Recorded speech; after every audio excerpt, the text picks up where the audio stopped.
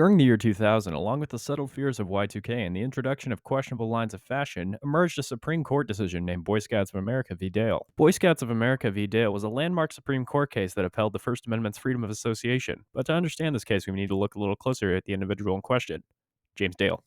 James Dale had joined the scouting program in his home state of New Jersey at the age of 8 years old. He engaged with many different troops across his scouting years and had earned his Eagle Scout Award in the fall of 1988. James then went on to college at Rutgers University and had maintained his relationship with the Scouts, holding an assistant scoutmaster position for Troop 73. While at Rutgers University, he became the co-president of the Lesbian, Gay, and Bisexual Alliance, and a featured speaker at a conference within the university. The conference touched on topics of health needs of lesbian and gay teenagers, and James was interviewed afterward by a local newspaper. The newspaper had quoted James saying he was gay during the interview. It seemed like a success.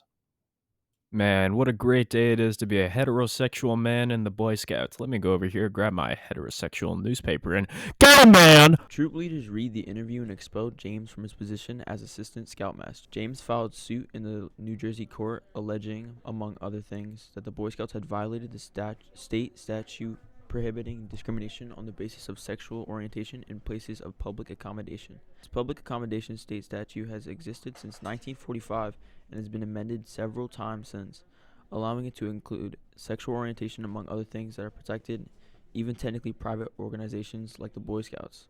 It was because of the statute that the state ruled against the Boy Scouts. It was ruled that because of the statute, the Boy Scouts' First Amendment right was not violated, as the Boy Scouts claimed, because James' homosexuality would not have prevented the Boy Scouts from carrying out its purposes. In addition, the court also ruled that New Jersey had an interest in eliminating discrimination as a whole, as the destructive consequences on society hold no bridge for it to continue. Now, the Boy Scouts weren't going to lose here at state court. No, no, no. They petitioned for the case to be taken all the way up to the United States Supreme Court, and it was granted. In court, James was represented by Evan Wolfson, a famous LGBT rights advocate and attorney, worked on a pro bono basis with James to get him that win. The judges serving at the time were John Stevens, Sandra Day O'Connor, Antonine Scalia, Anthony M. Kennedy, David Souter, Clarence Thomas, Ruth Bader Ginsburg,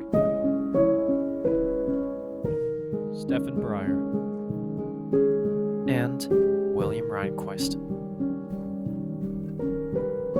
The judges ruled 5-4 in favor of the Boy Scouts. Yeah, unfortunately, one little gay man isn't enough to stop the U.S. government from exerting its incredibly regulated and fair power. The main argument from the majority was that regards to the respect of homosexual conduct are completely up to the Boy Scouts, and the government can't tell you what's right or wrong. Because this is America. After all, who would want to infringe on someone's First Amendment rights? Apparently, Chief Justice Rehnquist did, with his long history of decisions specifically targeted at dismantling the gay agenda across the 1980s and 70s.